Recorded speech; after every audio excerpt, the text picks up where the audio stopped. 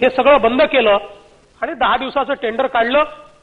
30 जुलैपर्यंत हे tender final होणार आहे आणि सगळा पुरवठा हा म्हणजे 30 जुलैला त्याची प्रक्रिया ही पूर्ण केली जाईल. आता याच्यामध्ये 2 गोष्टी मान्य विरोधी पक्षनेत्यांनी निदर्शनास आणल्या ज्या गंभीर आहेत. त्या म्हणजे 2 प्रकरणांमध्ये त्यांनी असं सांगितलं आहे की या ज्या टेंडर भरणाऱ्या कंपन्या आहेत त्याची कागदपत्र त्यांनी दाखवली आणि त्यांनी असं या ठिकाणी सांगितलंय की बघा त्यांचे छापेही सारखेच आहेत आणि त्यामुळे एक प्रकारची शंका की कदाचित एकाच व्यक्तीच्या कंपन्या तर या नाहीत. दुसरं त्यांनी सांगितलं की त्यांनी माहिती घेतली आणि जी पुरवठादार कंपनी आहे त्याचा कारखाना स्थिती अस्तित्वात नाही. जिथे दाखवतोय त्यांनी पत्र पाठवलं तिथनं परत आलं, ग्रामपंचायतने लिहून दिले ते कंपनी नाही आणि त्यामुळे मान्य विरोधी पक्षनेत्यांनी सांगितलेलं खरं समजून या ठिकाणी याची चौकशी केली जाईल आणि पोलीस विभागाच्या मार्फत या संदर्भात प्राथमिक चौकशी करून सत्य आढळलं तर गुन्हा नोंदवून या संदर्भातली चौकशी केली जाईल. कुठलाही पुरवठादार हा जर टेंडर कंडिशनमध्ये माझी फॅक्टरी आहे सांगत असेल आणि खोटे पत्ते दाखवून त्या ठिकाणी अशा प्रकारे जर पुरवठा करत असेल तर हे खपवून घेतलं जाणार नाही आणि म्हणून त्या संदर्भातली चौकशी निश्चितपणे केली जाईल.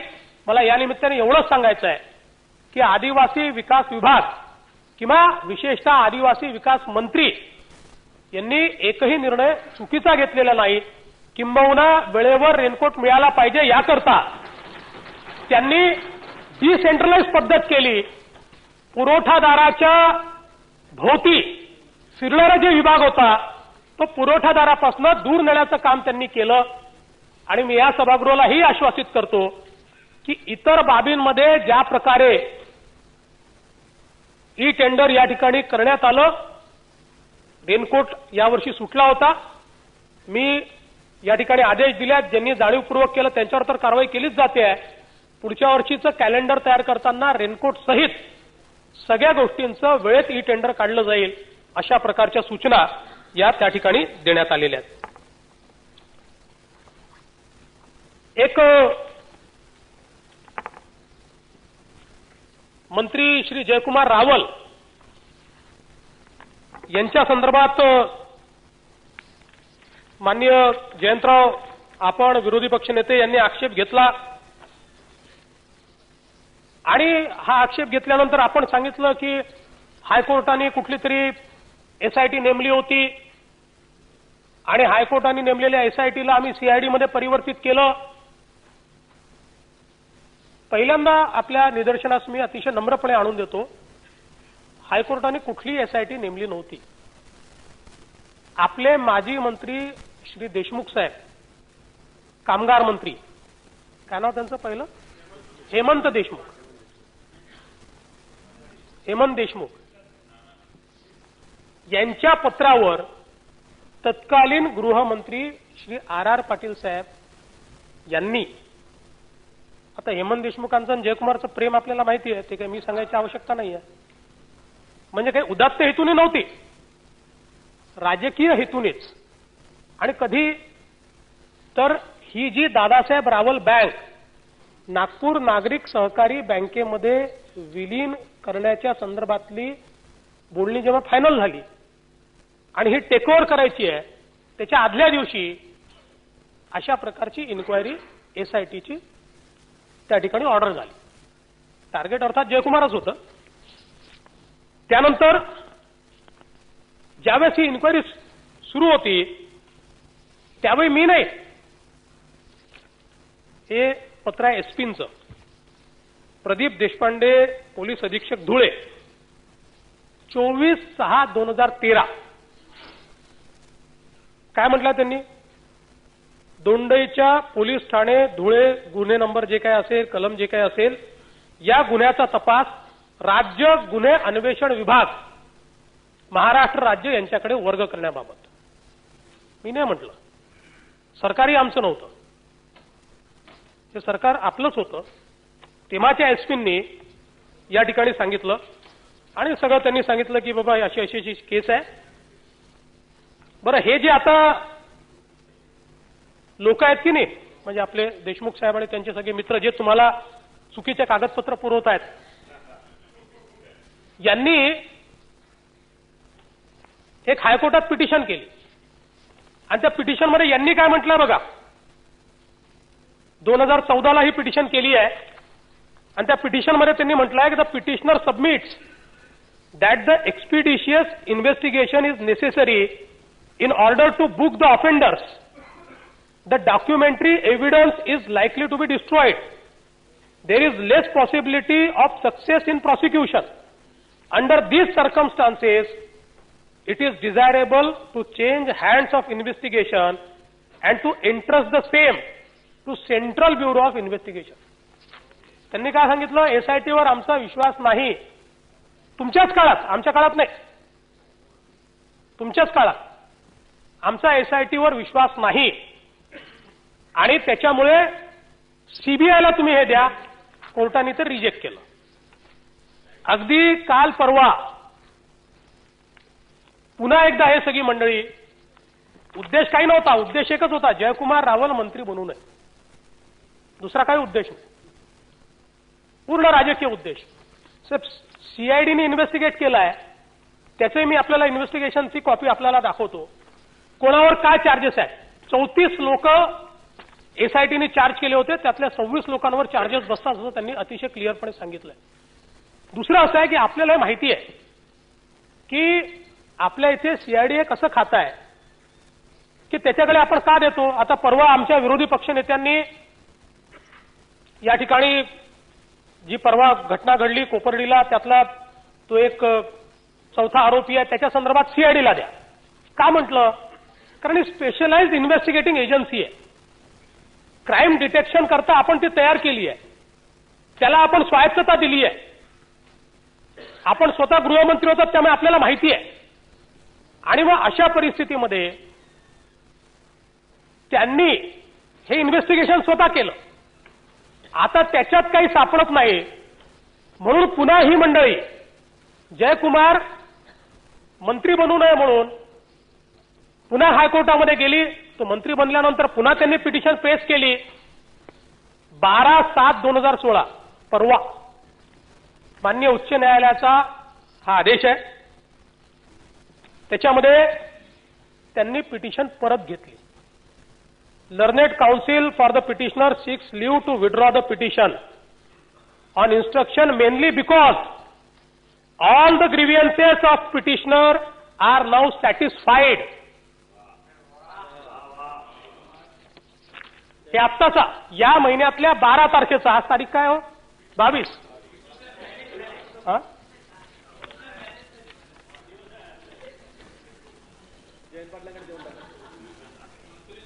आणि the order is criminal writ petition stand disposed of withdrawn accordingly. मुळामध्ये विड्रॉ कशा करता, काय सांगून केली, सॅटिस्फॅक्शन.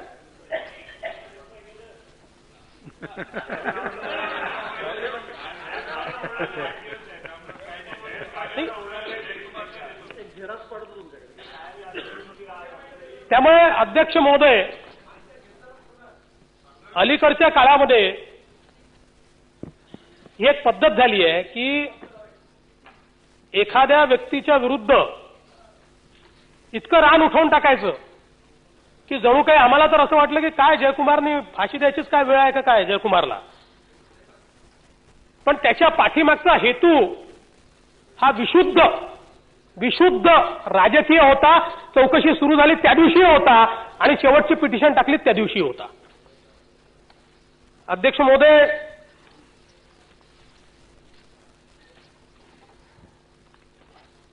या ठिकाणी वायकर यांच्यावर विविध प्रकारचे आरोप या ठिकाणी लावण्यात आले. ऐश्वर्या लाईट कन्स्ट्रक्शन कंपनी या कंपनीला SRAच्या काय कामं मिळाले, त्याच्यामध्ये ते पार्टनर आहेत, ते मंत्री असताना त्यांनी बैठका घेतल्या, हे कॉन्फ्लिक्ट ऑफ इंटरेस्ट आहे. खरं म्हणजे ही वस्तुस्थिती आहे की ऐश्वर्या लाईट कन्स्ट्रक्शन कंपनीमध्ये श्री वायकर 2006 साली होते. ते त्यांनी कधीच डिनाय केलं नाही. 2006 साली त्या संदर्भातले त्यांनी अग्रीमेंट्स केलेले आहेत. 2011 साली या संदर्भात त्यांनी रेझिग्नेशन दिलं. आणि रेझिग्नेशन दिलं म्हणजे केवळ कागदोपत्री दिलेलं नाही, ते ऍक्सेप्ट झालेलं आहे. ही त्याची रजिस्टर्ड कॉपी आहे ऍक्सेप्टन्सची. हे डीड ऑफ रिटायरमेंट आहे, जे ऍक्सेप्ट झालेलं डीड ऑफ रिटायरमेंट आहे. आणि यामध्ये अतिशय स्पष्टपणे याच्यानंतर आजही जर आपण बघितलं तर या कंपनीच्या संदर्भात त्याचं जे अकाउंट आहे, त्या अकाउंट दोनच माणसाच्या नावाने चालतं, हरमीत सिंग गुप्ता आणि निहलानी पार्टनर्स यांच्याच नावाने चालतं. त्याच्यामध्ये कुठेही वायकर यांच्या नावाचा समावेश या ठिकाणी नाही. आता आपण प्रश्न उपस्थित केला की 2014च्या ॲफिडेव्हिटमध्ये का दाखवलं. त्याचं उत्तरही हे जे डीड ऑफ डिक्लेरेशन आहे याच्यामध्ये आलेलं आहे. डीड ऑफ काय म्हणतात त्याला, रिटायरमेंट. याचं कारण हे रिटायर झाल्यानंतर यांनी त्या ठिकाणी लावलेले जे पैसे आहेत ते पैसे त्यांच्याकडनं परत घेणार. ते कुठल्या कुठल्या टप्प्याने ते परत देतील या संदर्भातली त्यांचं ठरलंय. आता याच्यामध्ये आपण ज्यावेळी एखादं ॲफिडेव्हिट करतो त्यावेळी त्या ॲफिडेव्हिटमध्ये आमच्यावर लायबिलिटीज किती हे सांगावं लागतं, आमच्यावर कर्ज किती, आम्हाला येणं किती हे सांगावं लागतं.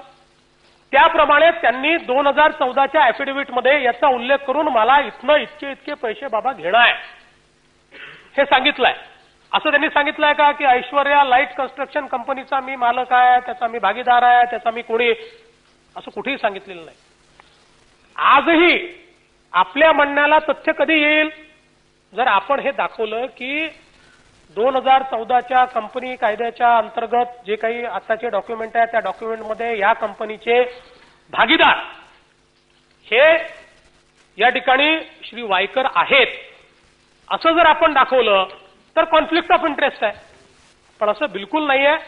आणि त्याच्यामुळे या संदर्भात जो काही आरोप या ठिकाणी लावण्यात आलेला आहे तो नीट अभ्यास न करता केवळ आपण ॲफिडेव्हिट पाहिलं आणि त्याच्यावर आपण सुतावरनं स्वर्ग गाठून त्यांना या ठिकाणी एसआरएच्या संदर्भात मी फार खोलात जात नाही, पण हा एसआरएचा रिपोर्ट आहे. जे गुहा कुठली आपली कुठली गुहा म्हणतात होती नाही हो, जोगेश्वरी, त्याच्या आजूबाजूच्या बांधकामाच्या संदर्भात अगदी डिटेल्ड रिपोर्ट आहे. मी जयंतराव आपल्याकडे विरोधी पक्षनेत्यांकडे पाठवून देईल. पण याच्यामध्ये अतिशय स्पष्टपणे प्रत्येक तुम्ही जे काही आरोप आहेत त्यात जर बघितलं तर सगळीकडे आर्झोन आहे. विकास आराखड्याचा आर्झोन त्या ठिकाणी आहे. आणि त्यामुळे मला असं वाटतं की याही संदर्भात जी पूर्ण माहिती घ्यायला पाहिजे होती ती माहिती काही घेण्यात आलेली नाही. आवश्यक असेल तर याची संपूर्ण कॉपी मी आपल्याला पाठवेन. आमदार निधीतनं जे बांधकाम त्या ठिकाणी झालं, आता खरं म्हणजे हे जे 2 मजली बांधकाम या ठिकाणी झालं आहे, हा 1 मजली आहे आणि आमच्या नागपूरच्या परिसरात त्याला 2 मजली म्हणतात, ग्राउंड फ्लोर आणि 1. याच्यामध्ये आपण जर बघितलं तर आरेने आक्षेप कधी घेतलाय? आरेने आक्षेप घेतलाय 2015-10-2014 ला. याचं बांधकाम कधी झालंय? याचं बांधकाम त्याच्या 4 महिने आधी झालेलं आहे आणि त्याच्या 6 महिने आधी झाले. आणि हस्तांतरण जे ट्रस्टला आपण देतो तेही आरेच्या आक्षेपाच्या आधी झालेलं आहे. आणि सगळ्यात महत्वाचं काय आहे तर या ठिकाणी जे सांगितलं गेलं की ट्रस्ट रजिस्टर्ड नाही, असं बिलकुल नाही. रजिस्टर्ड ट्रस्ट आहे, 1994 ची रजिस्टर्ड ट्रस्ट आहे. आता यातला दुसरा मुद्दा उठतो की बाबा हे काही इल्लीगल बांधकाम खूप काही केलं आहे का? आता खरं मी मुंबईची माहिती मागवल्यानंतर हे एवढे आहेत 3000 एक मजला आणि त्याच्या वरचा मजला असलेले 3000 आणि क्वचितच एखादा आमदार असा असेल की ज्याचं पहिल्या मजल्यावर बांधकाम झालेलं नाही. आता हे बघा, हे पहिल्या मजल्यावरचं बांधकाम आहे, निरुपम साहेबांच्या फंडातनं झालेलं आहे. हे आपले भाई जगताप वरच्या सभागृहाचे जे सदस्य आहेत त्यांच्या निधीतनं झालेलं आहे. आणि मुळात हे काही प्रायव्हेट नाही आहे हो. आपण हे लक्षात घ्या की याची मालकी सरकारचीच आहे. आपण जे काही बांधकाम करतो, पण एक आपण जयंतराव चांगली गोष्ट सांगितली की या निमित्ताने हे असले वाद पुढे येऊ नये म्हणून याचे एसओपी तयार करून टाकू. पहिला मजला बांधता येईल की नाही, बांधता येईल तर किती बांधता येईल, तो कसा बांधता येईल, या संदर्भातले जे काही योग्य असे निर्देश आदेश करायचे आहेत. कारण आपण एक आमदारांच्या कामाकरता समिती सुधीर भाऊंच्या अंतर्गत ठेवली होती आणि ते क्लॅरिफाय मी करून दिलं पाहिजे की 3 लाखाचं 10 लाख सरसकट केलेलं नाही आणि ते करणारही नाही. 3 लाखाचंच ही टेंडर राहणार आहे. पण मान्य विरोधी पक्षनेत्यासहित सर्व पक्षाच्या आमदारांनी असं पत्र दिलं होतं की आमदार निधी याकरता आपण परिवर्तन केलं पाहिजे आणि म्हणून ज्या काही 20-21 शिफारसी मुनगंटीवार समितीने दिल्या त्यातली एक शिफारस की आमदार आणि खासदार निधी करता 3 लाखाची लिमिट 10 लाख करावी अशी आहे. ती एक शिफारस आम्ही स्वीकारली आहे आणि त्यामुळे बाकी सगळं. आणि शेवटी माझं त्याही वेळेस मत होतं करू नये, पण लोकशाही आहे, सगळ्यांचं जे मत आहे ते मान्य करावंच लागतं की नाही जयंतराव. किती आपण कडक सांगितलं की नाही 3 लाखाच्या वर मी करणारच नाही, तरी बघा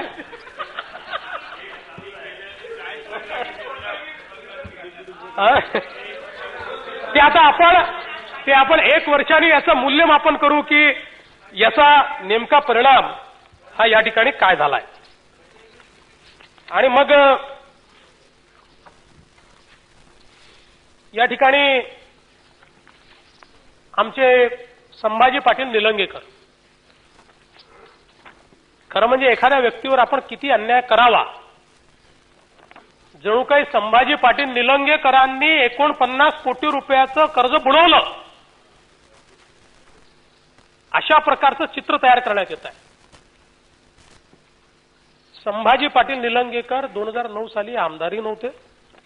त्या काळामध्ये ते एका कारखान्याला जामीनदार झाले.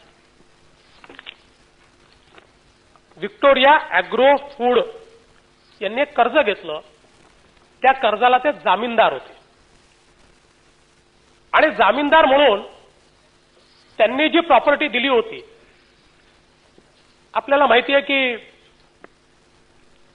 म्हणजे आता इथे सांगण्याशिवाय पर्याय नाहीये, पण त्यांच्या पारंपरिक ते त्यांच्या आजोबांच्या विरुद्ध लढतात शिवाजीराव पाटील निलंगेकर साहेब.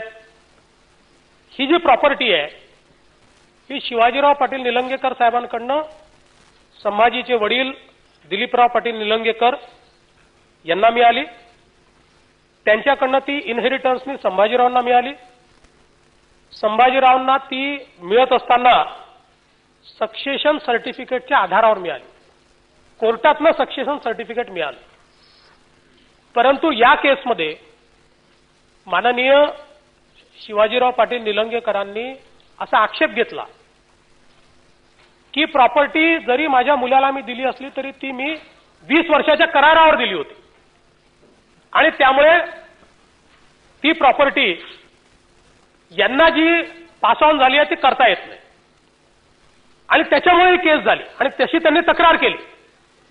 आणि आपल्याला माहिती आहे की जेव्हा नॅशनलाइज बँक असते त्यावेळेस नॅशनलाइज बँकेची कुठली चौकशी राज्याचा पोलीस करू शकत नाही. नॅशनलाइज बँकेची चौकशी सीबीआयलाच करावी लागते. त्यांची इन्व्हेस्टिगेटिंग एजन्सी सीबीआय आणि म्हणून सीबीआयकडे त्यांनी तक्रार केली. त्या तक्रारीच्या आधारावर सीबीआयने या संदर्भातला खटला हा दाखल करून घेतला. आजही कोर्टामध्ये ही प्रॉपर्टी, कारण त्या प्रॉपर्टीच्या 8A याच्यावर संभाजी निलंगेकरांचं नाव आहे. त्या प्रॉपर्टीचं जे काही टॅक्स आहे ते भरतात अर्थात कोर्टात केस चालू असल्यामुळे मी या ठिकाणी त्याच्यावर फार बोलणं हे संयुक्तिक नाहीये. पण यातली एक गोष्ट समजून घेतली पाहिजे की संभाजी निलंगेकरांनी फसवणूक करून 49 कोटी रुपये बुडवले आणि त्यांच्या विरुद्ध सीबीआयची केस आहे, हे जे काही चित्र तयार केलं जातं एखाद्या व्यक्तीवर आपण किती अन्याय करू शकतो. आणि माध्यमांनी देखील मग त्याच्यावर रकानेच्या रकाने आणि त्यांचे फोटो बिटो दाखवून कसा एक क्रिमिनल व्यक्ती पायलट आहे, शिकला सवरलेला आहे, मेहनतीने पुढे आलेला आहे, आपल्या ताकदीने पुढे आलेला आहे आणि एवढ्या बलाढ्य नेत्याच्या विरोधात 2-2 वेळा निवडणूक जिंकले जे राज्याचे मुख्यमंत्री राहिलेले आहेत. आणि म्हणून ही गोष्ट ठीक आहे, घरगुती वाद कोणाच्या घरात नसतात, आपल्या घरात असतात, प्रत्येकाच्या घरात काही ना काही वाद असतात. आणि त्याच्यात सीबीआयचा रोल केवळ एवढ्यापुरता आला की बँकेचं प्रकरण असल्यामुळे त्याची तक्रार ही सीबीआयकडेच होते. नॅशनलाइज बँकेची तक्रार ही दुसरीकडे होऊ शकत नाही, दुसरी इन्व्हेस्टिगेटिंग एजन्सी त्याला इन्व्हेस्टिगेट करू शकत नाही. आणि म्हणून मला असं वाटतं की हे जे चित्र या ठिकाणी तयार करण्यात आलं की संभाजी निलंगेकरांनी काहीतरी फ्रॉड केलेला आहे, हे अतिशय चुकीचं आहे. कोर्टामध्ये निश्चित निकाल लागेल. संपत्ती त्यांची आहे की त्यांच्या आजोबांची आहे, जो काही कोर्ट निकाल देईल त्या निकालानुसार पुढे जे काही व्हायचं आहे ते होईल. पण कोणाच्या दुसऱ्याच्या संपत्तीवर वगैरे त्यांनी काहीतरी करून अशा गोष्टी केल्या आहेत असं सांगणं हे योग्य नाही. त्यानंतर आपले रवींद्र चव्हाण यांच्या विरुद्ध खूप आपण सांगितलं की बाबा एवढा क्रिमिनल हे आहे ते आहे. साहेब 2014च्या ॲफिडेव्हिटमध्ये निश्चित काही त्यांच्या विरुद्ध गुन्हे होते. आजची स्थिती अशी आहे त्या सगळ्या गुन्ह्यातनं त्यांची निर्दोष मुक्तता झाली आहे की होते. जो नाशिकच्या एका गुन्ह्याचा आपण उल्लेख केला की नाही, महापालिकेच्या निवडणुकीच्या वादामध्ये आणि ठाणे जिल्ह्यातलं आपल्या जितेंद्र आव्हाडांना माहिती असतं महापालिका निवडणुका कशा होतात ते. त्याच्यामुळे त्याच्या निवडणुकीच्या वादामध्ये एका नगरसेविकेचं अपहरण केलं अशा प्रकारचं त्यांच्यावर तो गुन्हा दाखल होता. पण त्या गुन्ह्यामध्ये अतिशय स्पष्टपणे सगळ्या गोष्टी समोर आल्या आणि पोलिसांनी बी समरी त्या संदर्भातली फाईल केली आहे. आणि त्याच्यामुळे आत्ता त्यांच्यावर कुठलाही गुन्हा या ठिकाणी नाही. आणि त्यांच्यावर जर राजकीय गुन्ह्याच्या व्यतिरिक्त गुन्हे असते तर आमचे मित्र जयंतराव पाटील हे चुकीचं कामच करत नाहीत.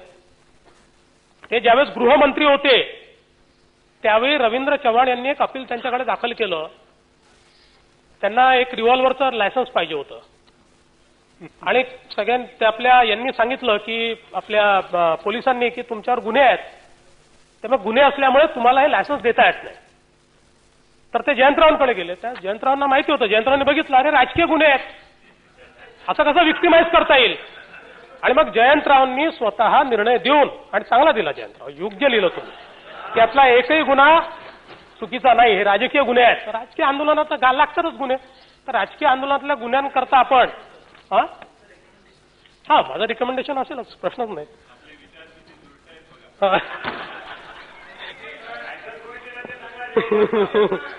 आणि म्हणून जयंतरावनी त्या काळामध्ये नीट रिझन्ड ऑर्डर, एक मंत्री कसा रिझन्ड ऑर्डर देतो तसं रिझन्ड ऑर्डर दिलं आहे की राजकीय गुन्हे असल्यामुळे यांना रिव्हॉल्व्हरचं लायसन्स देण्यात यावं. आणि त्याचा तुम्ही दिलेल्या लायसन्सचा कुठेही गैरउपयोग झालेला नाही. आता 8 वर्ष झाली जयंतराव. आता त्यांच्या एका वक्तव्याच्या संदर्भात या ठिकाणी बोलण्यात आलं. त्या वक्तव्याच्या संदर्भात त्यांनी तातडीनं दिलगिरी व्यक्त केली. मुळामध्ये अनेक वेळा बोलत असताना आपण कुठल्या भावनेनं बोलतो आणि कुठले शब्द वापरतो याच्यामध्ये खूप अंतर असतं. एक उदाहरण द्यायचं झालं तर एखाद्या विरोधी पक्षाच्या नेत्यांनी एखादं स्टेटमेंट दिल्यानंतर मी समजा हिंदीतली एक कहावत म्हटली की कुत्ते भौके हजार और हाती चले बाजार, तर याचे 2 अर्थ निघतात. एक अर्थ असा निघतो की मी विरोधी पक्षाच्या नेत्याला कुत्ता म्हटला असा निघतो. दुसरा त्याचा अर्थ असा निघतो की कहावत आहे की ज्याचा अर्थ म्हणजे आम्ही लहानपणी शिकलो, त्याचा अर्थ असा आहे की बाबा जे मोठे लोक असतात त्यांच्यावर लोक छिटा कशी करत असतात, त्यामुळे त्यांनी ते काही मनावर घ्यायचं नसतं आणि त्यांनी पुढे चालायचं असतं. त्यामुळे कुठल्या भावनेनं केलं गेलं, त्यामुळे त्यांचं वक्तव्याची भाषा चुकली हे त्यांच्या लक्षात आम्ही आणून दिलं. तुमची भावना जरी काही असली तरी त्यांनी जर कोणाचं मन दुखावत असेल तर ते योग्य नाहीये. तात्काळ त्यांनी त्या संदर्भातली माफी मागितली, त्यांना काय म्हणायचं होतं हे देखील त्यांनी सांगितलं. आणि म्हणून मला असं वाटतं आता एकदा बोलता बोलता आपले अजितदादाही चुकले होते, खूप किंमत त्यांनाही मोजावी लागली. पण असं काही त्यांच्या मनात थोडी होतं. त्यांचाही वाढदिवस आहे, त्यांचा माझा एकाच दिवशी वाढदिवस आहे. म्हणून मला असं वाटतं की या संदर्भात म्हणजे मलाही थोडंसं भीतीच वाटली. मी म्हटलं काय क्रिमिनल घेतला की काय आपण आपल्या याच्यात, असं बिलकुल वस्तुस्थिती नाही. ज्याला तुम्ही सर्टिफिकेट दिलाय जयंतराव तोच मी मंत्री म्हणून या ठिकाणी घेतलेला आहे. सगळं तपासूनच घेतलं. त्यानंतर आपल्या महिला व बाल कल्याणच्या संदर्भात आपण एक मुद्दा या ठिकाणी उपस्थित केला. खरं म्हणजे या निमित्ताने मला माध्यमांनाही विनंती करायची आहे की उच्च न्यायालयाचे जे काही आदेश आहेत हे उच्च न्यायालयाचे आदेश नेमके वर्बेटिम काय आहेत, त्याचं टेक्स्ट काय आहे हे बघून त्याच्यावर जर प्रतिक्रिया व्यक्त केली किंवा ते छापले तर ते अधिक उचित होतात.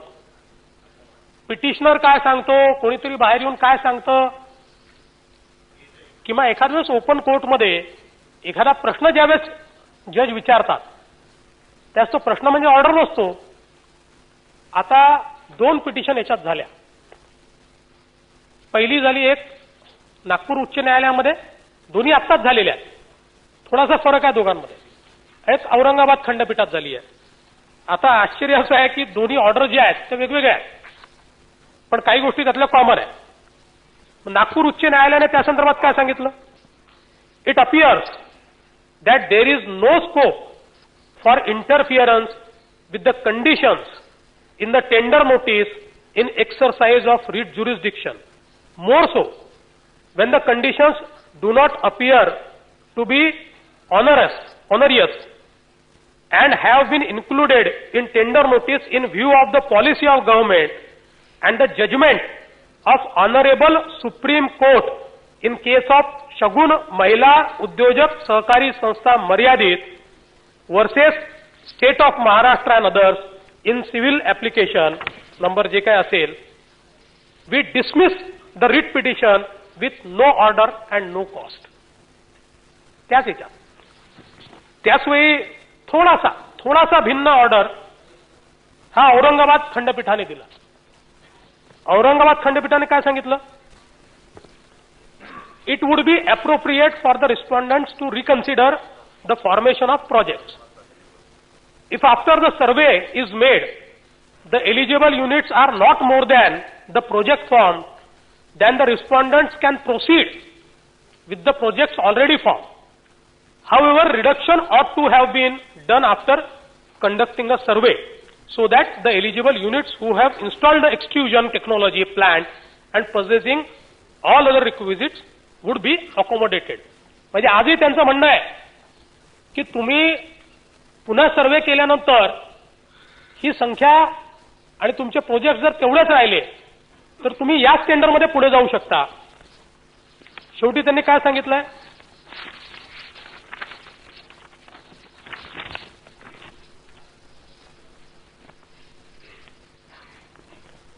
The impugned tender notice is set aside असं त्यांनी म्हटलं आहे to the extent of reducing the projects to 70. To the extent all other terms and conditions of tender are held valid.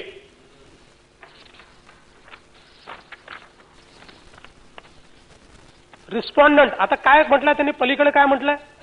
Respondent shall conduct the survey of the eligible units with regard to extrusion technology, fully automatic plant, and satisfying all other conditions shall thereafter proceed to form projects and issue tender accordingly. म्हणजे process, tender condition, म्हणजे जे चित्र तयार केलं जात आहे की काहीतरी बाबा भयानक अशा प्रकारचं टेंडर काहीतरी लोकांना फक्त अकोमोडेट करण्याकरता या ठिकाणी काढण्यात आलं आणि त्याच्या कंडिशन कोणाला तरी फेवरेबल होत्या. दोन्ही उच्च न्यायालयाच्या दोन्ही निर्णयांनी अतिशय स्पष्टपणे म्हटलं आहे की the conditions are in conformity with the order of the supreme court. इतकं स्पष्ट म्हटलेलं आहे.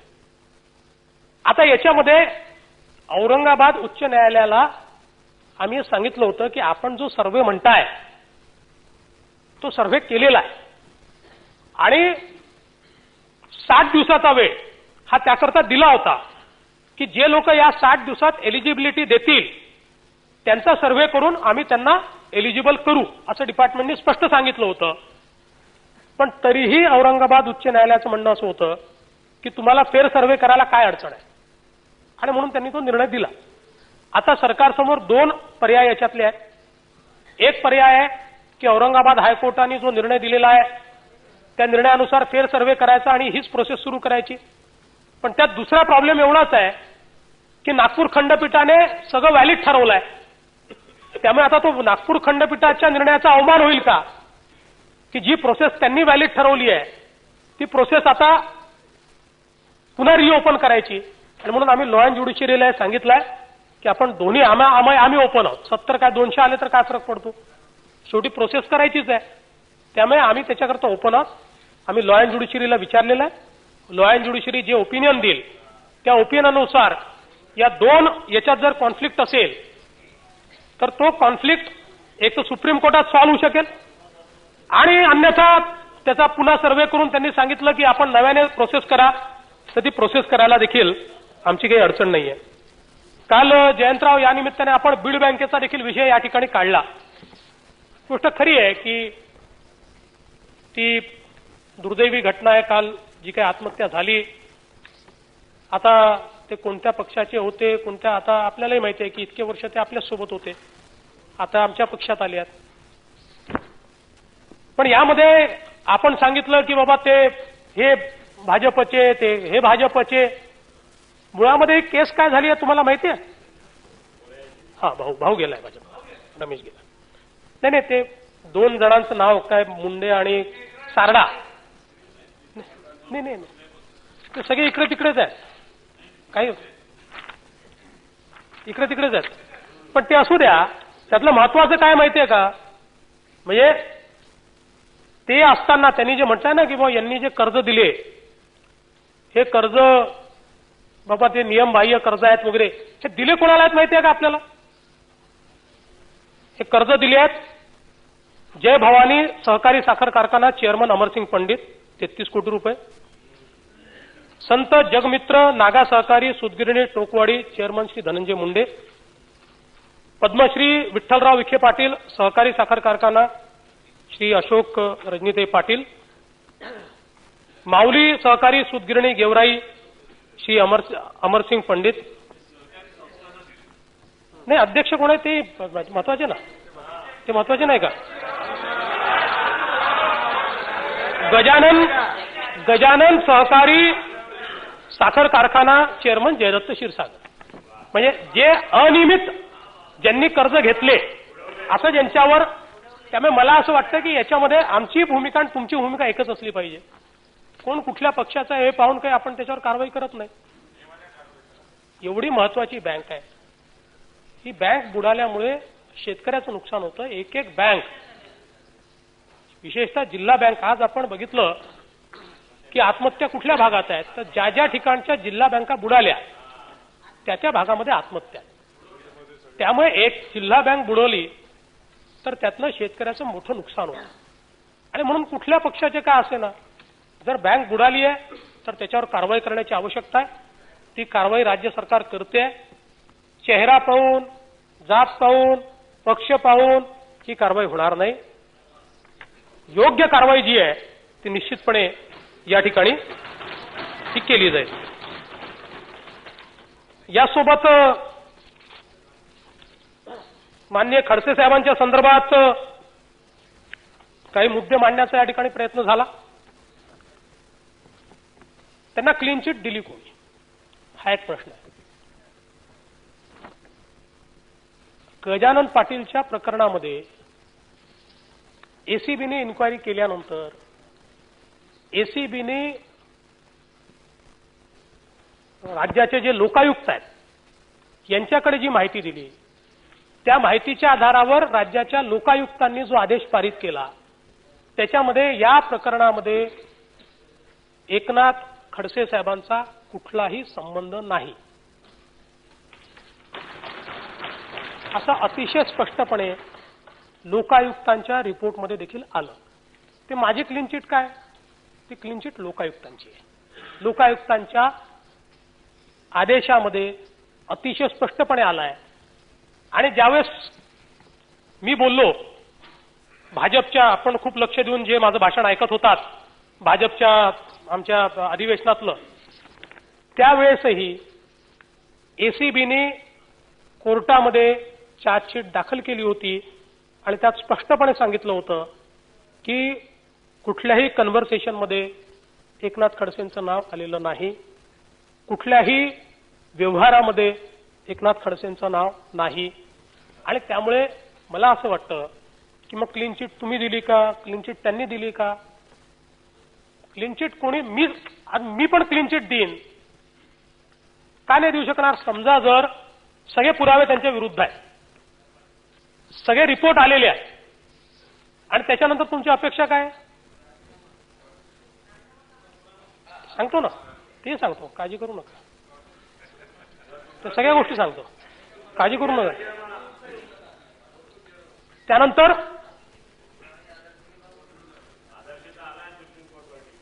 त्यानंतर अध्यक्ष महोदय दाऊदने फोन कॉल केले, दाऊदनी फोन कॉल केले अशा संदर्भातला बायकोनी, त्या दाऊदनी. अध्यक्ष महोदय हा मनीष भंगाळे नावाचा एक व्यक्ती,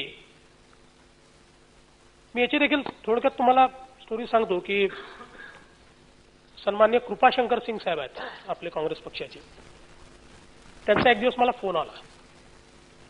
ते म्हणाले की एक मनीष भंगाळे नावाचा एक हॅकर आहे आणि साहेब हा असं म्हणतो की मी दाऊद, अंडरवर्ल्ड वगैरे या सगळ्यांचे स्पूफिंग करू शकतो, यांची संभाषणं काढू शकतो, या संदर्भात बऱ्याच गोष्टी मी करू शकतो. आणि त्यांनी म्हणजे त्यांची आमची काही वाद असतील, काही चौकशा, तो विषय नाही, पण चांगल्या भावनेने त्यांनी असं म्हटलं मला की मला असं वाटतं की या राज्याच्या कामी येईल आणि म्हणून मी आपल्याकडे याला पाठवतो. मी त्यांना म्हटलं की बा तुमच्या माहितीतलं आहे का, ओळखीचं आहे का? ते म्हणाले नाही, मलाकडे गुजरातमधल्या एका माझ्या अतिशय ओळखीच्या माणसाने पाठवलं आहे आणि आपण एक 10 मिनिटं यांचं म्हणणं ऐकून घ्या आणि जर आपल्याला वाटलं राज्याच्या हिताचं आहे तर आपण याचा उपयोग करा. माझ्याकडे त्याला ते घेऊन आले. घेऊन आल्यानंतर त्यांनी लगेच काय आपल्या कम्प्युटरवर बसून काय काय काय काय दाखवणं सुरुवात केली. मग त्यांनी सांगितलं की ते जे म्हणाले गुजरातच्या न्यूजपेपरमध्ये आलेलं आहे ना ते खडसे हे ते सगळं मीच काढलेलं आहे. माझ्या लक्षात आलं की बरं तो कोणा व्यक्तीच्या व्यक्तिमत्वावर बोलू नये, पण त्याच्याकडे पाहून हा एवढं मोठं काम करेल असं काही फार वाटत नव्हतं. म्हणून मी तात्काळ तिथनंच त्यांच्या समोरूनच क्राईम ब्रँचला फोन लावला. मी त्यांना सांगितलं की असा असा हा व्यक्ती माझ्याकडे आलेला आहे, हा उद्या तुमच्याकडे पाठवतो, हा जे म्हणतो त्यातली सत्यता काय ती तुम्ही तपासून बघा.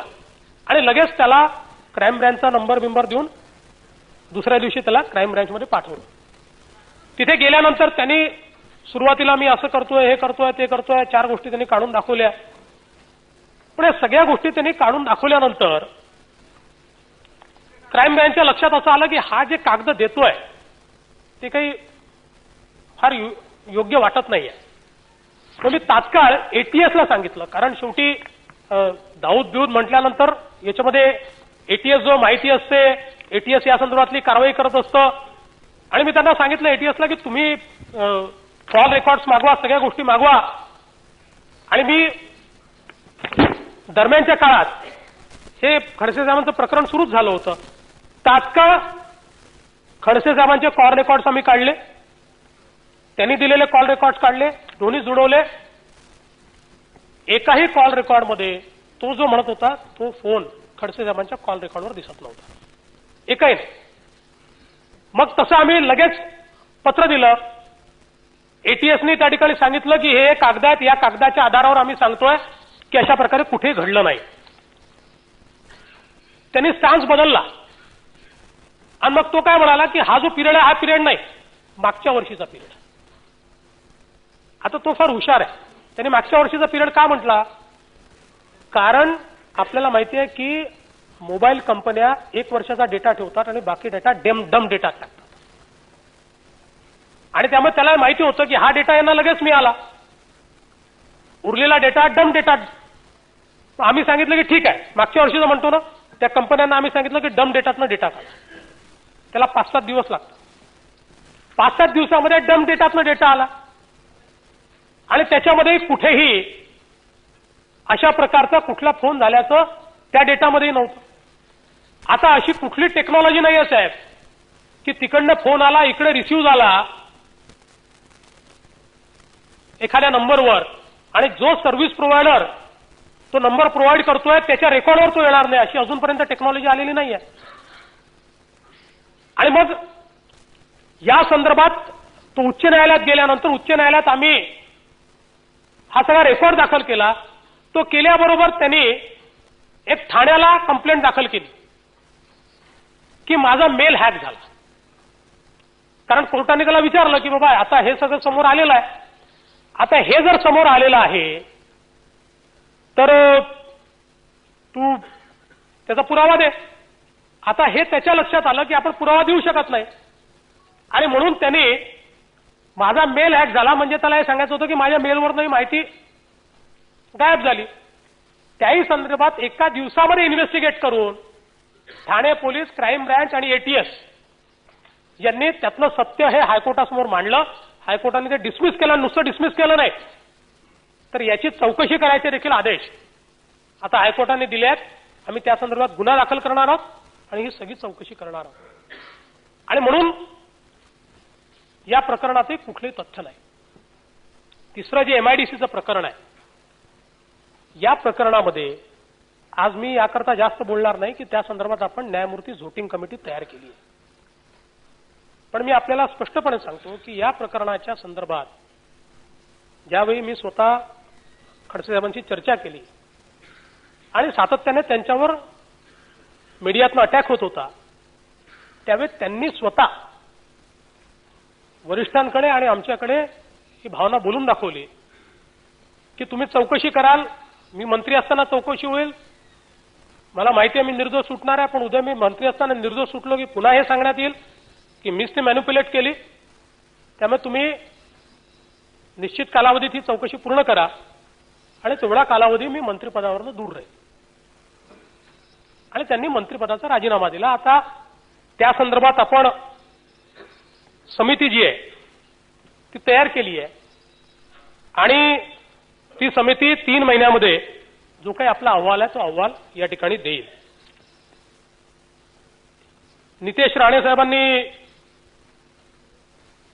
एक कुठला तरी कोणाचा तरी फोटो राम शिंदेसोबत आहे वगैरे असा काहीतरी एक आक्षेप काल घेतला. आता या फोटोचं विसरून जाऊ, इतकं हे वल्नरेबल झालो आहे आपण सगळे. आता माझा आज वाढदिवस आहे, कोणी बुके दिला माहित नाही. एखाद्या दाऊदच्या माणसाने दिला असेल, म्हणजे नसेल दिला पण काय समजणार आहे. दिला आपला, काढला फोटो, आपण आपला हसत हसत काढतो. लोक तर इतके हुशार झाले आहेत की तुमच्या सोबत ते नसतात, कुठून तरी तुम्ही आपल्या दुसऱ्याशीच बोलताय, तो बाजूला येतो, त्याचा मनस्थिती असतो, तो फोटो काढून घेतो. त्यामुळे कोणासोबत तुमचा फोटो निघेल, नितेशजी उद्या तुमचाही फोटो कोणासोबत दिसू शकतो, काळजी करू नका. त्याच्यामुळे मला असं वाटतं की संबंध आहेत का, व्यवहार आहे का, याच्या आधारावर याचं मूल्यमापन केलं पाहिजे. कोणाच्या सोबत फोटो आहे म्हणून बाबा राम शिंदे जरा तुमच्यावर आजकाल फारच सगळ्यांची नजर दिसते आहे, त्यामुळे तुम्ही फोटो बिटो थोडे कमी काढा. बाकी स्मार्ट माणूस आहे ना, त्याच्यामुळे फोटो जास्त निघतात. आमच्या रावते साहेबांवर माझा आपण काही त्यांच्यावर आरोप नाही केला, पण आपण सांगितलं की रावते साहेब आपल्याबद्दल असं काहीतरी आलं वगैरे, कुठलं ते ट्रायमॅक्स. साहेब ट्रायमॅक्सचा निर्णय कधी झालाय हो? जरा हे बघितलं पाहिजे ना. कुठे गेली हो माझी वही?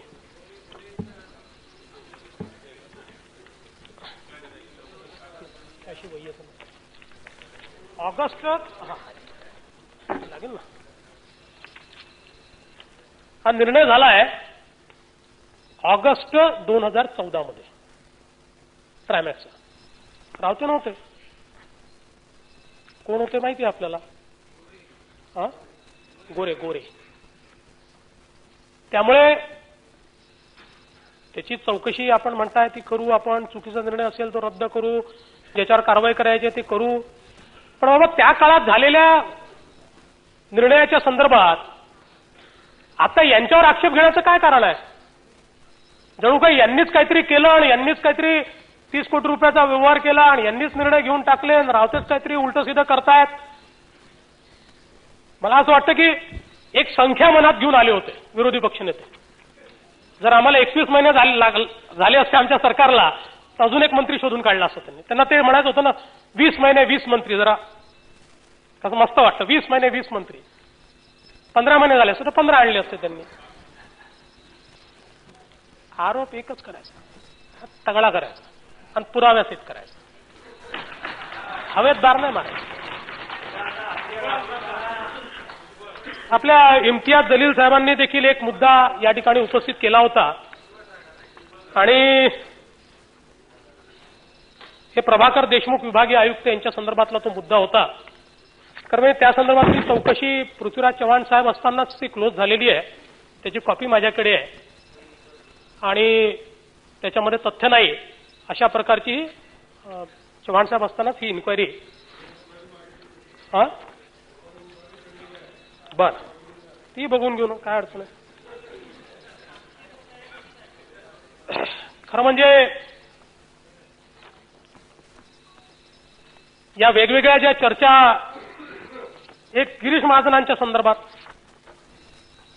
खरं म्हणजे गिरीश महाजनांनी हे खरं आहे की ते ऍफिडेव्हिटमध्ये यायला पाहिजे होतं. त्यांनी सांगितलं की नाही आलं, त्याच्या आधीच्याही नाही आलं, 4च्याही नाही आलं, 8च्याही नाही आलं. पण आपल्याला माहिती आहे की सर्वोच्च न्यायालयाचं एक जजमेंट आहे की या जजमेंटमध्ये अतिशय स्पष्टपणे त्यांनी सांगितलेलं आहे की अशी इन्फॉर्मेशन की ज्या इन्फॉर्मेशनचा जी कन्सील केल्यामुळे एखाद्या व्यक्तीबद्दल मत बनवणं किंवा निवडणुकीमध्ये च्या निकालावर परिणाम होईल अशा प्रकारचं जी एखादी माहिती ही जर त्यांनी कन्सील केली असेल तर त्या संदर्भात कारवाई करावी लागते. आता या संदर्भात कधीतरी 2000 साली अशा प्रकारचं एक कारखाना टाकायचं ठरलं आणि त्याच्याकरता जमीन खरेदी झाली. त्यात त्यांच्या नावाची खरेदी किती आहे? 1,10,000 रुपयाची जमीन.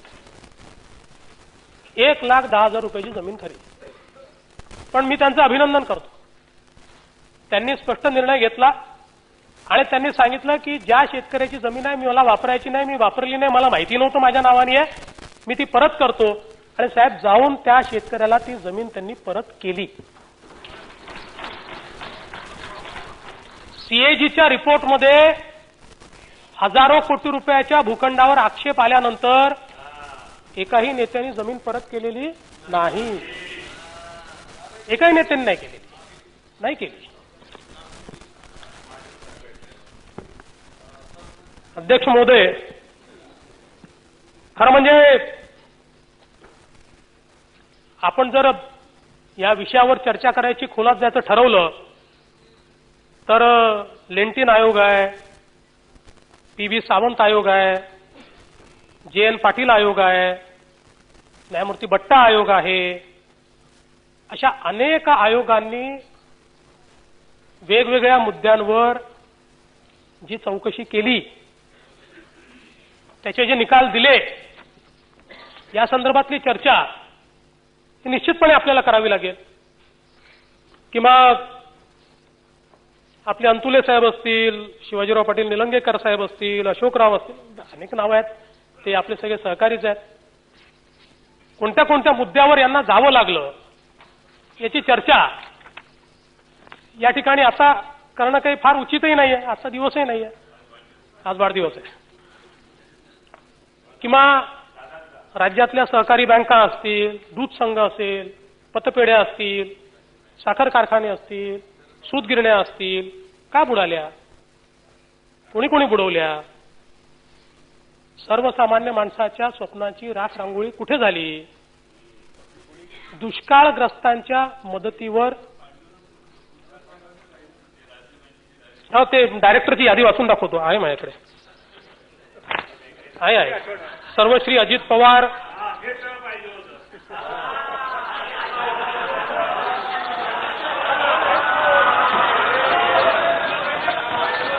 जाऊ द्या, आज दादांचाही वाढदिवस आहे, त्यामुळे हे शब्द परत.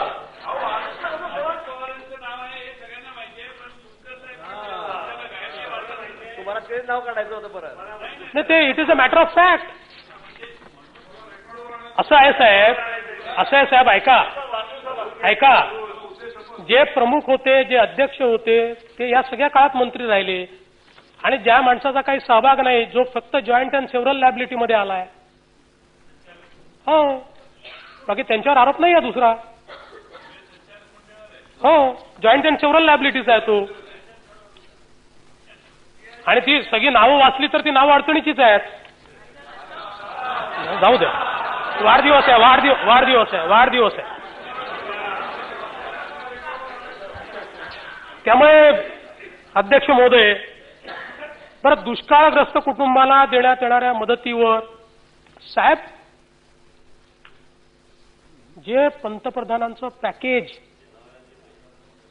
सामान्य शेतकऱ्याकरता देण्यात आलं होतं, मी नाही म्हटलं, कॅगच्या रिपोर्टमध्ये आलं, त्या गाई म्हशी खासदारांनी नेल्या. हो,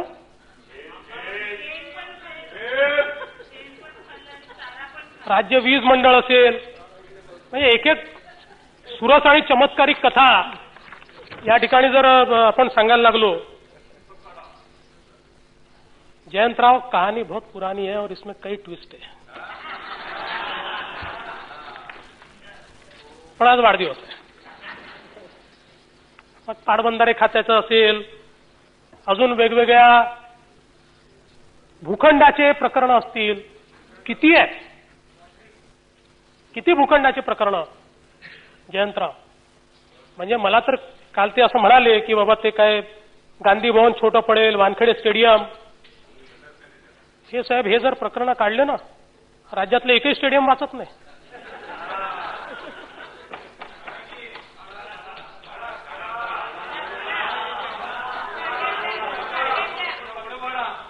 पण मला असं वाटतं की जाऊ दे, या राजकीय चर्चेत मला जायचं नाही. मी एकच गोष्ट या ठिकाणी सांगतो की एखादी चूक तुम्ही केली म्हणून आम्हाला करायचा अधिकार आहे? बिलकुल नाही. या राज्यामध्ये आपण सगळे पारदर्शी कारभार झाला पाहिजे, याकरता आपल्याला निवडून दिलाय. आमच्या जर काही चुका असतील तर जरूर दाखवून द्या, तर चुका सुधारू. कारण शेवटी इथे निवडून आलेले सगळे आम्ही सर्वज्ञानी आहोत अशा थाटात आम्ही देखील वावरत नाही. हे सगळं चालवत असताना काही निर्णय चुकू शकतात, काही मॅटर ऑफ फॅक्टच्या चुका होऊ शकतात, त्या निश्चितपणे सुधारू. एक गोष्ट निश्चित आहे की या राज्यामध्ये हे जे नवीन सरकार आहे, या नवीन सरकारचं अतिशय स्पष्ट मत आहे की आपण शासक नाही आहोत, आपण जनतेचे ट्रस्टी आहोत. आणि त्या भावनेतूनच आपल्याला या ठिकाणी काम करायचं. आणि म्हणून आपण हे सगळे आरोप लावले, हे किती चुकीचे आहेत हे मी स्पष्टपणे दाखवलंय. तरी देखील मी जयंतराव, आपल्याला, विरोधी पक्षनेत्यांना, बाबांना, माननीय पतंगराव कदम, ज्येष्ठ नेते, जितेंद्रजी, आपल्या सगळ्यांना माझी विनंती आहे की जरूर लोकशाहीमध्ये टीका झाली पाहिजे, चुका दाखवल्या पाहिजे, नाहीतर लोकशाही निरंकुश होते. मी जे वाक्य तेव्हा म्हटलं होतं ना, तेच वाक्य खरं आहे. Power corruption, absolute power corrupt absolutely, जर त्याच्यावर लक्ष ठेवलं नाही तर. आणि म्हणून तुम्ही लक्ष ठेवा, आम्ही लक्ष ठेवू, प्रयत्न करू की राज्याची प्रतिमा जी गेल्या 15 वर्षामध्ये एक भ्रष्ट राज्य म्हणून तयार झालेली आहे, ती प्रतिमा आपण मिळून बदलू. आणि एक पारदर्शी अशा प्रकारचं चांगलं राज्य या ठिकाणी तयार करायचा प्रयत्न करू. त्यात तुम्ही आम्हाला मदत करावी एवढीच विनंती करतो आणि माझं बोलणं संपवतो.